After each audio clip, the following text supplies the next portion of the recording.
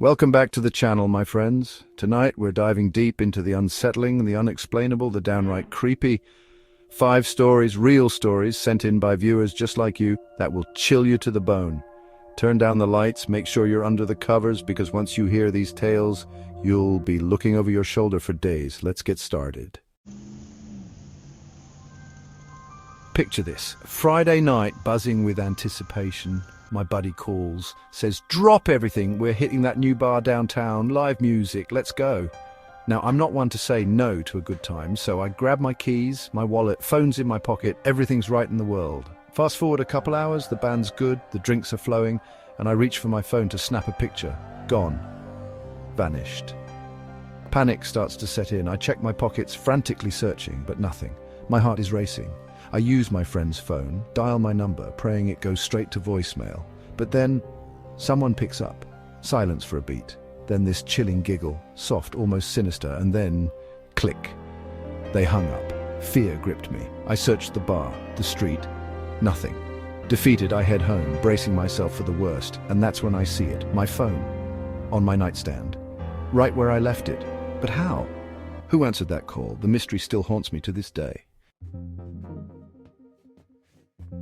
Growing up, I was a latchkey kid, which meant taking the bus home every day. The familiar rumble of the engine, the smell of stale air and worn vinyl seats, it was my routine. Now our bus driver, Mr. Henderson, he was a kind man, always greeted us with a smile. But one day everything changed. The final bell rang, school's out, and I'm the last one at the bus stop. Minutes tick by, no Mr. Henderson, no familiar yellow bus. Then out of nowhere a bus pulls up, but something's off. It's the wrong number, no kids on board, and behind the wheel, a stranger. He waves me on, a strange smile plastered on his face. Something in my gut screamed danger. I shook my head, refusing to budge. The driver insisted, his voice growing impatient, but I stood my ground. And then, as quickly as it arrived, the bus sped off, disappearing into the afternoon traffic. Minutes later, Mr. Henderson and our bus pulled up. I told my parents that night. The fear still fresh in their eyes told me everything. To this day, I can't shake the feeling that something truly sinister was avoided that afternoon. Chapter 3. The Lady Next Door. Moving into my first apartment, I was excited for a fresh start. It was a quiet building, mostly elderly residents, except for the lady next door. From the moment I moved in, something felt off. Christian radio blaring at all hours, the faint scent of incense always lingering in the hallway, and her door covered in hand-painted crosses. One night, I woke to a sound, a soft scratching at my bedroom window.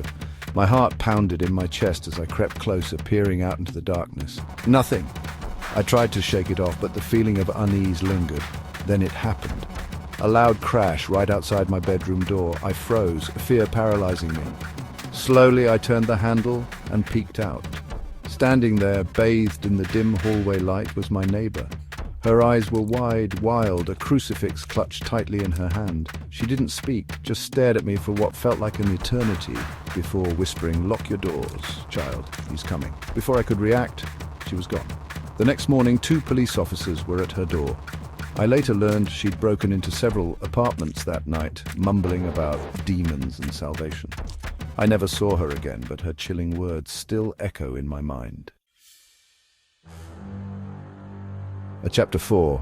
The Night Shift. Working the graveyard shift can be eerie, the silence amplifying every creak and groan of the old office building. One night, a deafening crash shattered the quiet. A rock, hurled through the plate glass window, landed right next to my desk. Shaken but unharmed, I called the police. Vandalism, they said, probably just kids messing around, but something felt wrong. As I was leaving that morning, I noticed my car door was unlocked. I could have sworn I locked it, but I brushed it off as my own forgetfulness. Later that day, I was riding my bike to meet a friend when I spotted someone riding my mum's bike. It was him, the man from the bus stop all those years ago. He saw me, a manic grin spreading across his face, and sped off. Panic surged through me. I raced home, my heart pounding in my chest. My mum's bike was gone, and then I saw it, my car door wide open. He had been there, watching me. The police never found him, but the chilling realization that he'd been stalking me for years sent shivers down my spine. Chapter 5: The Payphone. Summers in college, I worked the night shift at a remote campground, miles from civilization. It was a lonely job, just me, the whispering pines, and the occasional howl of a coyote in the distance. But there was something else, something that happened every night without fail. At exactly 4:17 a.m., the payphone outside the main office would ring. The first few nights I ignored it, figuring it was a prank. But as the weeks went by, curiosity got the better of me. One night, with a mix of trepidation and morbid fascination, I picked up the receiver. "Hello?" I said, my voice barely a whisper. A raspy voice, barely audible over the static, responded. "Daniel Aziz," it said, my full name sending chills down my spine. "I know where you are." The line went dead. I traced the call, my hands shaking. It came from a payphone in California, thousands of miles away from my Indiana campground. To this day, I have no explanation for who called or how they knew my name. And there you have it, folks. 5 real-life stories that prove sometimes reality can be stranger and scarier than fiction. What do you think? Have you ever experienced anything unexplainable? Share your thoughts in the comments below, and let's keep the conversation going. If you enjoyed tonight's journey into the shadows, be sure to give this video a thumbs up and subscribe to the channel for more spine-tingling content.